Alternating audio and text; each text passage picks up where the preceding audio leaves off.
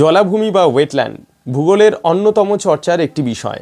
আমরা জানি যে আন্তর্জাতিকভাবেও জলাভূমির গুরুত্ব রয়েছে, যে কারণেই 1971 সালে ইরানের রামসার শহরে একটি বিশেষ চুক্তি বা সম্মেলন হয়েছিল, যাকে রামসার কনভেনশন বলা হয়। আর তারপর থেকেই বেসিক্যালি সারা বিশ্বের অত্যন্ত গুরুত্বপূর্ণ জলাভূমিগুলিকে চিহ্নিত করা এবং তাকে রামসার সাইট হিসাবে মর্যাদা দেওয়ার কাজটা শুরু হয়। যদিও মূল লক্ষ্য হলো সেখানকার বায়োজিওগ্রাফিক আসপেক্টে সেই জায়গার ওভারঅল বায়োডাইভার্সিটি বা সেখানকার বাস্তুতান্ত্রিক পরিবেশকে ধরে রাখা।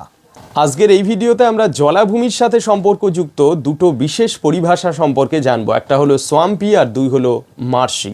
এই দুটো আসলে কি? দেখো, যে কোনো জলাভূমির প্রকৃতি বিচার যদি আমরা করি সেখানকার জলের প্রকৃতি অনুযায়ী, তাহলে দুটো ভাগ করা হয়। একটা হলো মিষ্টি জলের জল সমন্বিত জলাভূমি, আর দুই হলো লবণ জল সমন্বিত জলাভূমি। এবার যদি আমরা সমুদ্র উপকূলবর্তী অঞ্চল দিয়ে ঘুরি, এখানে যে জলাভূমিগুলো পাবো সবই এই লবণ সমন্বিত জলের জলাভূমি। আবার যদি আমরা ইনল্যান্ডের ক্ষেত্রে অর্থাৎ মহাদেশের অভ্যন্তরে জলাভূমিগুলোর প্রকৃতি বিচার করি, তার অধিকাংশই মিষ্টি জলের জলাভূমি। এবার জলাভূমি বিভিন্ন কারণে তৈরি হতে পারে। সাপোজ কোনো জায়গায় নদী, সেই নদীটার বাঁক এতটাই বেঁকে গেছে যেখানে অশ্বক্ষুর আকৃতির লেক তৈরি হয়েছে, এবং সেই লেকটা আস্তে আস্তে আস্তে আস্তে মজে গিয়ে, মানে ইনিশিয়াল স্টেজ পার করে সেই অশ্বক্ষুর আকৃতির হ্রদটা এতটাই মজে গেছে যে সেখানে এখন জলের গভীরতা বেশি নয়, কম জলের গভীরতা সমন্বিত অঞ্চলে অনেক তৃণজাতীয় উদ্ভিদের বিকাশ হয়েছে। তাহলে এটা একটা জলাভূমি হতে পারে। আবার অনেক সময় দেখা যেতে পারে যে একটা লেক আস্তে আস্তে মজে গিয়ে সে বর্তমানকালে একটা জলাভূমিতে পরিণত হয়েছে। জলাভূমি কখন আমরা বলবো? যখন কোনো একটা ওয়াটার বডির ডেপথ কমে গিয়ে সেখানে বিভিন্ন ফ্লোরা অর্থাৎ বিভিন্ন উদ্ভিদের বিকাশ শুরু হবে, তখন তাকে আমরা ওয়েটল্যান্ড হিসাবে চিহ্নিত করি। তার মানে একটা একদম প্রপার কোনো ওয়াটার বডি এবং ওয়েটল্যান্ড, এই দুয়ের বেসিক পার্থক্য এটাই যে ওয়েটল্যান্ডের ক্ষেত্রে কি হবে, সেখানে বিভিন্ন ধরনের ফ্লোরা অর্থাৎ উদ্ভিদের বিকাশ হবে। আর ওয়াটার বডির ক্ষেত্রে বেসিক্যালি যার ডেপথ বেশি, সেটা মানে পুকুর হতে পারে, সেটা লেক হতে পারে, সেটা অন্যান্য XYZ ওয়াটার বডি হতে পারে। ওকে, তাহলে এই জায়গা থেকে আমরা প্রথমে বুঝে নিলাম যে ওয়েটল্যান্ড বেসিক্যালি কি। এবার যদি আমরা আসি যে এই ওয়েটল্যান্ড থেকে যদি সেখানকার উদ্ভিদ বিচার করি, অর্থাৎ ওয়েটল্যান্ডে যে উদ্ভিদগুলো রয়েছে, প্রথমেই তো আমি বলে নিলাম যে ওয়েটল্যান্ড মানেই হলো সেখানে উদ্ভিদ থাকবে। তাহলে উদ্ভিদগুলোর প্রকৃতি যদি আমরা বিচার করি, তাহলে দু ধরনের ভাগ পাবো। একটা হলো তৃণজাতীয় উদ্ভিদ, যাকে আমরা জলজ ঘাস বলে থাকি, অর্থাৎ জলাভূমির ঘাস। বিভিন্ন ধরনের ঘাস হয়ে থাকে জলাভূমিতে। তাহলে এই ঘাস সমন্বিত জলাভূমি যদি হয়, তাহলে তাকে আমরা মার্শি বলবো। একইভাবে যদি সেখানে কোনো কাষ্ঠল উদ্ভিদ থাকে, অর্থাৎ বড় বড় গুল্ম বা কাষ্ঠ জাতীয় উদ্ভিদ, তাহলে তাকে কিন্তু আমরা বলবো সোয়াম্পি। তাহলে মার্শি আর সোয়াম্পির বেসিক পার্থক্য এটা।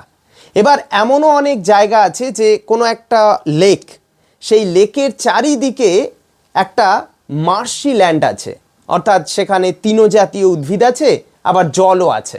কারণ সেই জায়গায় জলতলের হেরফের হয়। অনেক লেক আছে আমাদের ভারতবর্ষে, যে লেকগুলো কিন্তু ঋতু পরিবর্তনের সাথে সঙ্গতি রেখে জলতলের ওঠানামা করে। তাহলে একটা লেকের চারপাশে কিন্তু এমন জায়গা থাকতে পারে যে জায়গা জলতল ওঠানামা করার সুবাদে বিভিন্ন ঘাস জাতীয় উদ্ভিদের বিকাশ হয়ে থাকে।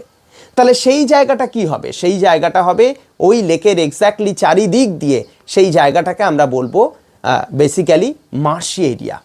আবার একইভাবে যদি আর একটু দূরে যাই ওই লেক থেকে, তাহলে দেখবো এমন একটা ক্ষেত্র যেখানে মৃত্তিকা কম বেশি স্যাচুরেটেড ফেজে রয়েছে, মানে মাটি প্রায় কম বেশি স্যাচুরেটেড এবং জল চিপচিপ পরিস্থিতি। অর্থাৎ যদি আমরা হেঁটে যাই তার মধ্যে দিয়ে, তাহলে পায়ের পাতায় জল লাগবে, এই রকম একটা ক্ষেত্র। তখন তাকে আমরা সোয়াম্পি বলবো, যে সোয়াম্পিতে কিন্তু বড় বড় কাষ্ঠল উদ্ভিদগুলো থাকবে, অর্থাৎ বড় বড় বৃক্ষশ্রেণী বা গুল্মশ্রেণীর ওয়াটার বডি, তাকে কেন্দ্র করে একটা মার্শি এরিয়া থাকবে, এবং সেই মার্শি এরিয়ার পরে থাকবে একটা সোয়াম্পি এরিয়া। এটা হলো একটা কমন ফিচার। এবার এমন অনেক জায়গা থাকতে পারে যে মার্শি এরিয়া অ্যান্ড সোয়াম্পি এরিয়া আমি স্টাডি করতে গিয়ে দেখছি যে সেখানে বিশেষ কোনো ওয়াটার বডি নেই, সেখানে বিশেষ কোনো লেক নেই, এমন জায়গা হতে পারে। কারণ যদি পুরো লেকটাই আস্তে আস্তে মজে যায় তাহলে সে কিন্তু এই মার্শি এরিয়ার রূপ নিতে পারে বা তার চারিদিকের ক্ষেত্রগুলো সোয়াম্পি এরিয়ার রূপ নিতে পারে। তাই এটাকে আমরা স্পেসিফিকভাবে তো ডিভাইড করতে পারবো না, কিন্তু মনে রাখতে হবে যে এই সোয়াম্পি আর মার্শি এই দুটো বিষয়ের মূল প্রকৃতিগত পার্থক্য এটাই। তো আজকের এই ভিডিওতে এই বিষয়টাই তুলে ধরলাম। এই রকমই ছোট ছোট বিভিন্ন বিষয়কে আমাদের চ্যানেলে অবশ্যই তুলে ধরবো, সেই সঙ্গে আমাদের নিজস্ব যে ক্লাসরুম, যেখানে ধারাবাহিকভাবে সাবজেক্ট স্টাডি চলে, যেখানে মূল লক্ষ্য হলো শিক্ষক নিয়োগের বিভিন্ন পরীক্ষায় নিজেকে উপযোগী করে তোলা, সেই কাজটাও চলবে। এই রকমভাবেই বিভিন্ন ভিডিওতে দেখা হচ্ছে পরবর্তীতে। আজকের এই ভিডিও এই পর্যন্তই, টাটা।